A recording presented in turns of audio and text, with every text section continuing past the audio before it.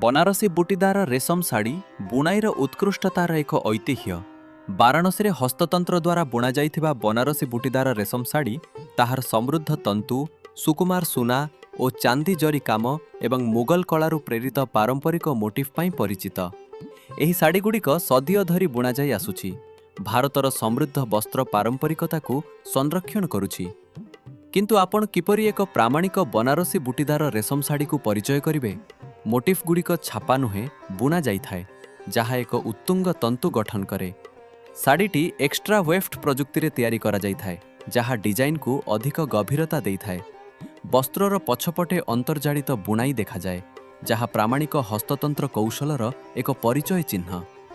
एही हस्ततंत्र आडार शाढ़ी किणिबाकु चाहचंती कि इफ्तिकी?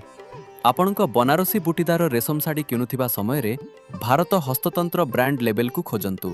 Development commission handloom एवं वस्त्र समिति, भारत सरकार, वस्त्र मंत्रणालयर एक पदक्षेप।